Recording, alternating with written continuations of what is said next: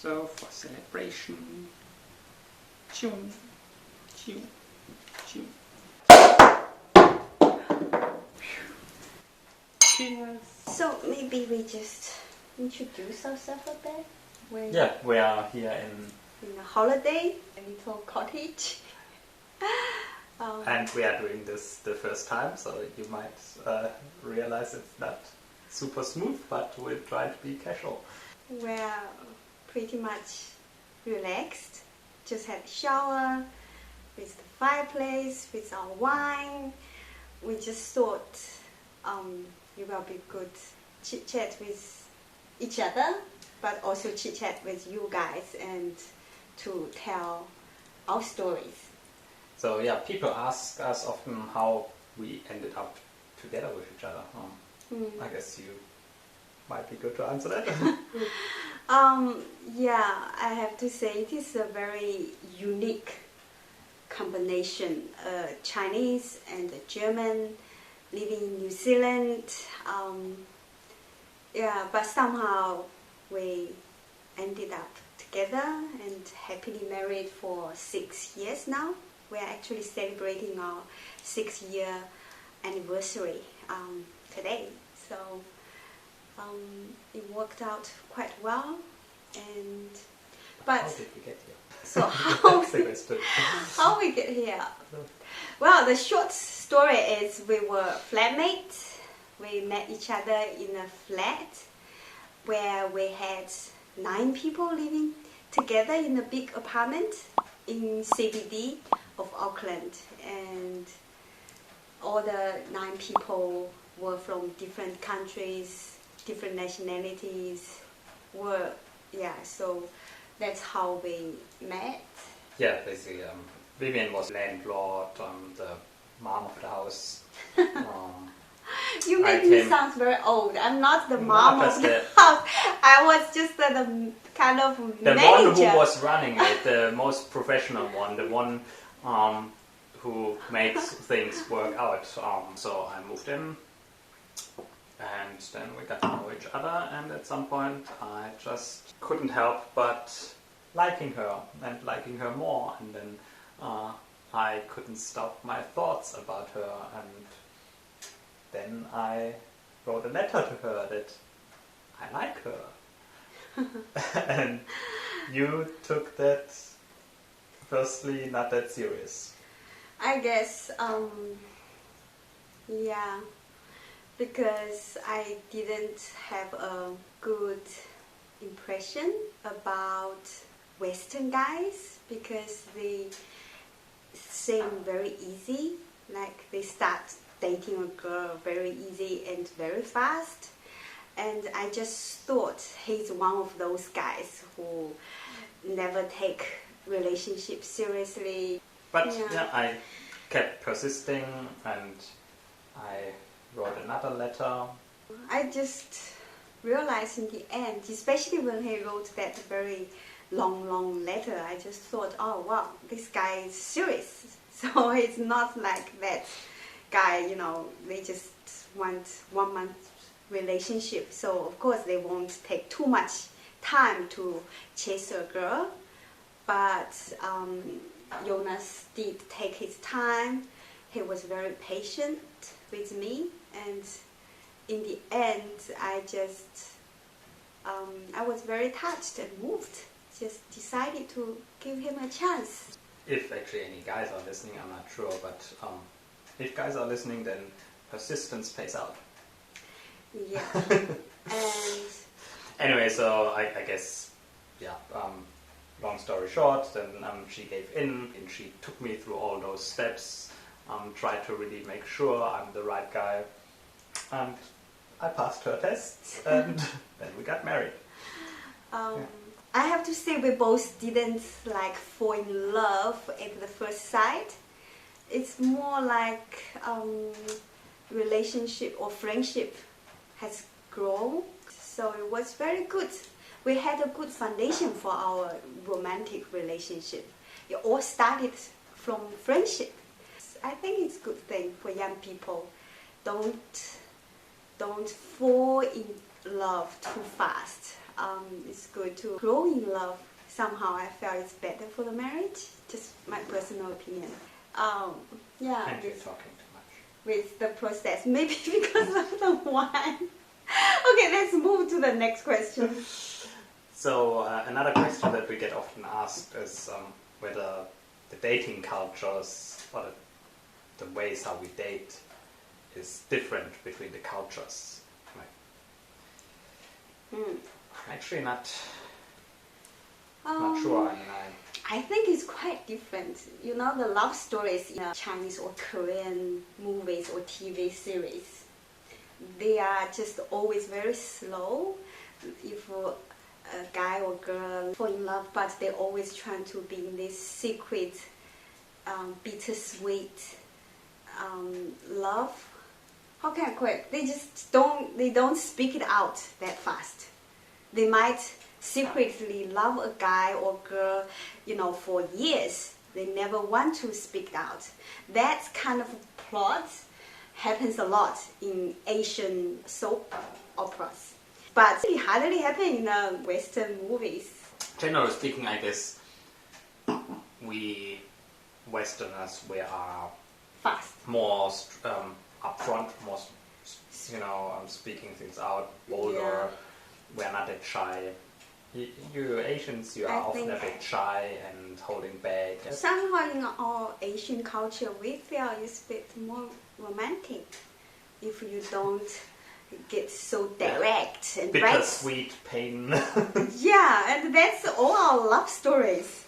If it's just so upfront and tell you on the first day you meet, can you go on a date with me? And then that's somehow for our culture, it just kills the romance. I guess it's just culture difference. So the definition of dating is quite different between Asian culture and Western culture. Because for us, for Asians, when you say they are dating, they actually in some ways quite in a serious relationship. It's you can't date someone who you just met yesterday. But in the Western movies or TV shows, quite often, you meet that person, once, and then you just ask, do you want to go out for dinner together with me? And they start dating already. That's quite different from us. Not sure. Maybe some. Yeah, so one of the questions is what our parents said when we first told them.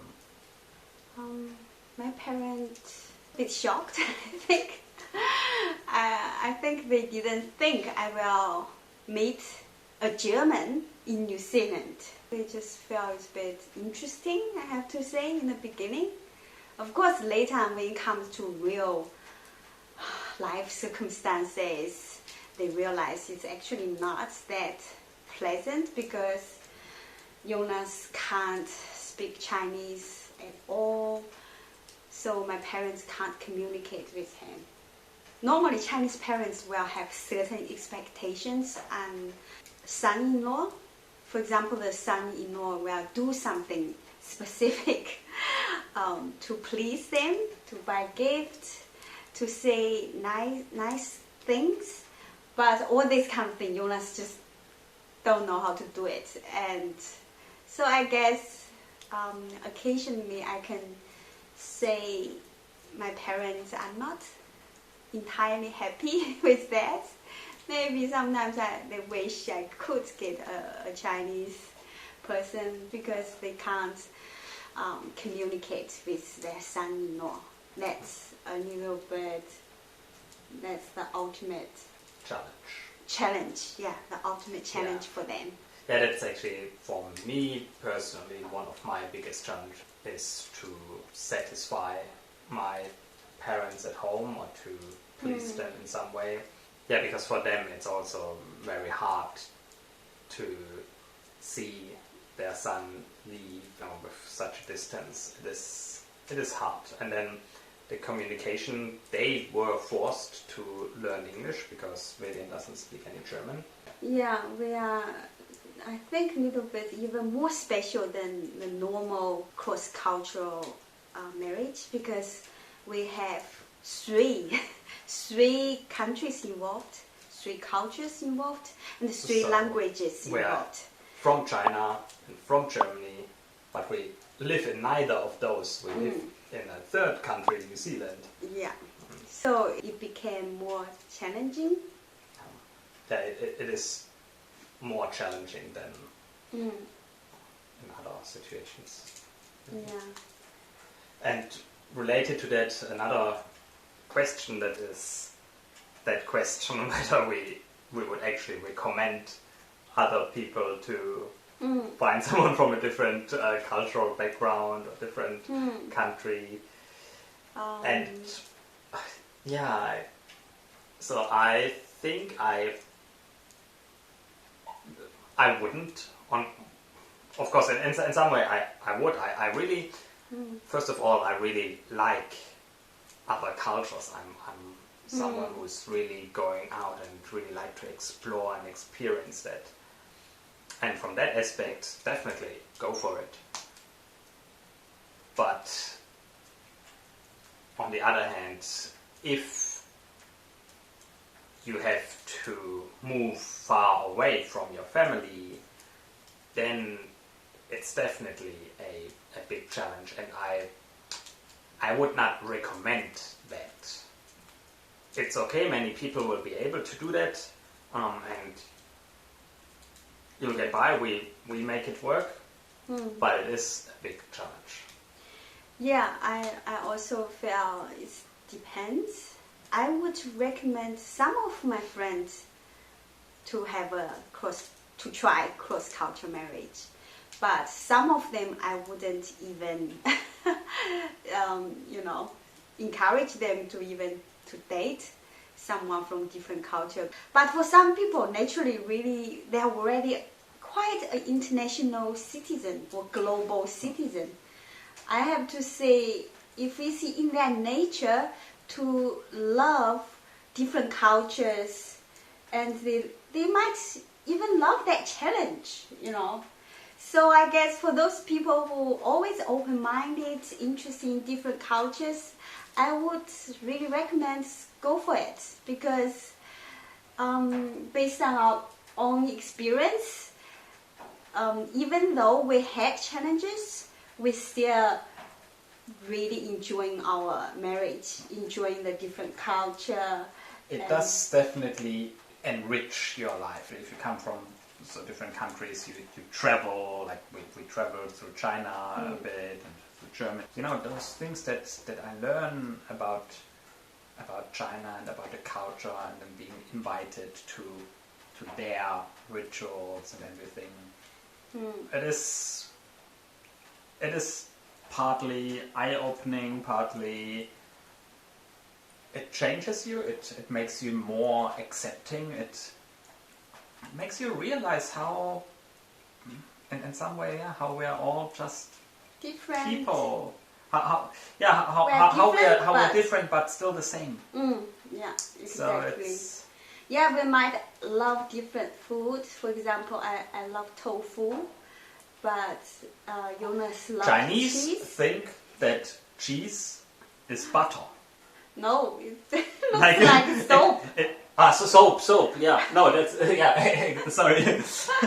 They don't want to eat cheese because they think it's soap, and they don't want to have a foamy mouth. I think the cheese, especially those hard cheese, I just don't understand why people just cut one little piece of soap-looking cheese and just eat like that. But for me, the melted cheese is okay, but those solid cheese, I just don't get it why people love it. But it's just really the culture difference. That brings us to the next question that we also quite often get asked, or that people are wondering about how we are doing it with the food. Are we cooking different things, or are we eating always different things? I think we are both reasonably easygoing. I'm totally, I don't mind what I eat, and most situations. Hmm. What we've come to do is basically that we have 50-50 or maybe 60-40. I think we have a bit more Chinese food than European food. Yeah. Mainly because I love spaghetti with tomato sauce and she just doesn't like tomato sauce. Yeah. Most of the time we cook together. If I cook Chinese food, then he's the helper. If he cook Western food, I'm the helper, which make it quite fair and pleasant. And also, yeah, I guess I'm a little bit westernized, and he's a little bit Asianized. He really like the Sichuan pepper, which is really kind of really shocking to a lot of my Chinese friends. He really can eat more spicy foods than I can. Okay, good, but you are not a high standard, so. Yeah, I'm not typical Chinese nowadays, so I'm a little bit westernized. I can't handle too spicy food. Yeah, I guess, long story short, we don't have any problems with food. We do have a little bit different things that we eat, but generally we like each other's food. And there are some things that we don't like about each other's, and then we just avoid those kind of foods. Like, for example, as I said, Vivian, she doesn't like spaghetti with tomato sauce. I just can't eat fish head soup. Yeah. Somehow for the Chinese fish head, especially the salmon fish head, it's such a delicacy and we really love it. But somehow that's something Jonas just can't handle and he even can't look at it. So occasionally I have to eat almost secretly myself. I mean, if then the I try fish to eat is fish looking at you while you are wanting to eat him, how can you do that? Some people, they also ask a little bit general, what are the advantages and disadvantages of a cross-cultural marriage? Okay, so we said before. So disadvantage is that you're far away, often far away from your family, far away from your friends. If you move to the country of your partner or somewhere else, you have less interaction with your family or your friends because they may not speak the same language. They may not, they come from a different culture, so there's just less activities that you do together. They might be from a different religion. Some cultures, they are really into baseball, while some other cultures are really into soccer, and then it doesn't overlap. So these kind of things are definitely a big disadvantage, I would say. So the different cultures sometimes can cause misunderstanding. So I could give you guys an example why the different culture can cause misunderstanding. The first time when I went to Germany, the parents were having lunch. We just had to join in. But Chinese culture, then for me, I would be totally aghast in that circumstances. And everyone should bring me water, give me food, keep asking me, eat more. But in that German culture, somehow, no one even trying to give me a cup of water. And I was just there, felt very embarrassed. Somehow, I don't know, it was a bit rude in my culture to ask for things, to demand for things somehow. But at that time, I just felt like they were a little bit rude or they didn't like me or something. But later on, I asked Jonas, then he explained to me, Germans are very independent. If we need something, we should ask. How are we supposed to know what you need? How are we supposed to know whether you're thirsty or not? how are we supposed to know whether you want to eat more or not? So we expect our, our friends, our guests even, to say, hey, could I have a glass of water? Or something like this. But yeah, But for the Chinese, we don't ask for water. We only, expect the host will just give us the water. When you have things like that, you feel a little bit wondering why we're upset. So open communication becomes so important. Let's talk a little bit about advantages now. Because it's not all bad, Especially now we're trying to celebrate our wedding anniversary. We want to focus on the good things. So the advantages, maybe what I could say is mainly this, that your horizon gets expanded. Because you learn so many new things. And you really learn a little bit the mindset of other cultures. And if you know one type of mindset, then your mind is quite focused on that. If it's like 1D, one-dimensional. If you know two different cultures, then that opens up a really large space because you suddenly see where differences can be, and it makes it all 2D. Or then if you know a little bit more, it becomes kind of like this three-dimensional picture. Yeah, it make you open-minded. You have to be open-minded about a lot of things.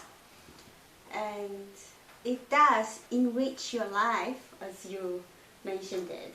I never thought I will know more about German culture because it was not in my wildest imagination to marry a German, but somehow it ended up like that.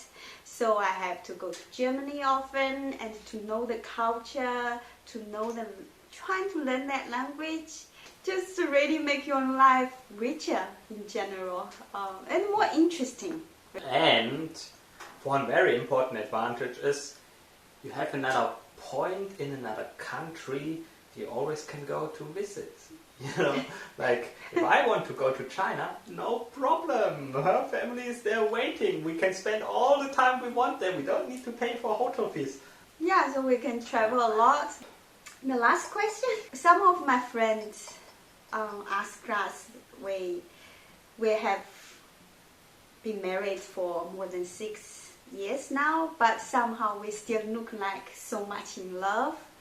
And what's the secret? So they ask us. I don't know. So what's the secret? At the moment, I'm not sure whether we actually look like that much enough because we're sitting so far away. I should probably be like this. I don't know. I think people... So what's our secret? We're trying to learn about relationships, and then we're trying to work on it. Yeah, so Vivian is actually really intentional around our marriage. She really, in some way, designs it. Well, I think any relationship needs nurturing. Just like we occasionally need to remember to put more wood in that fire. So same as our relationship, we just need to nurture our relationship. Vivian, from the beginning, she insisted on having dates once a month, so that we go out with each other, we do something. And yeah, we do that actually quite often, not just once a month.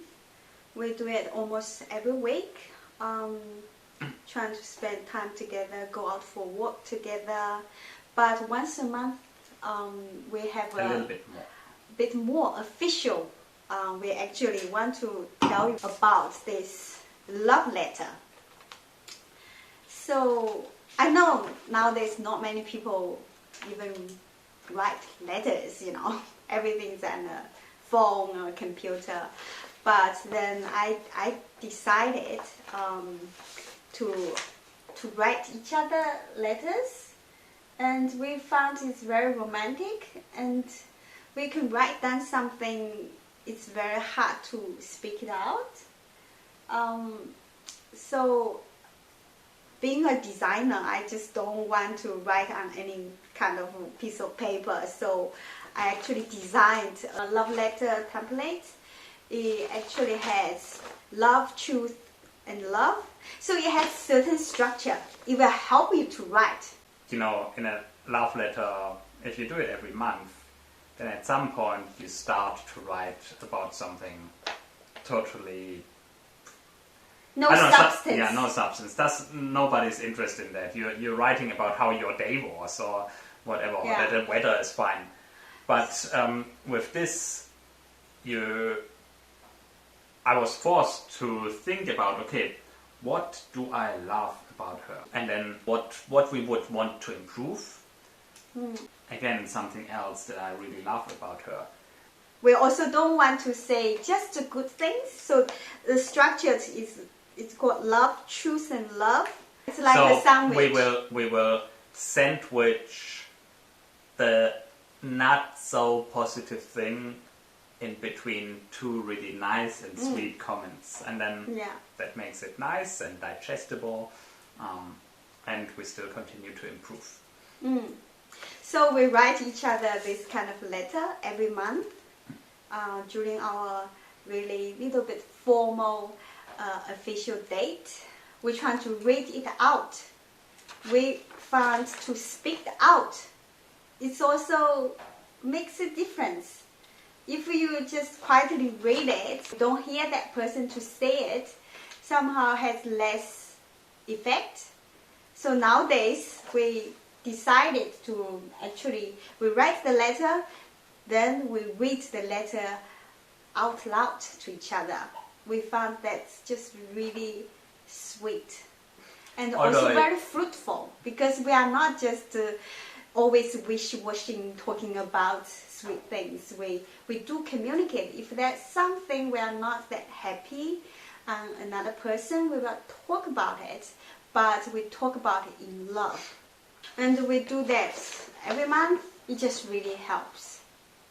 It makes each of us become a better person, but mostly it makes our marriage and our relationship better and better.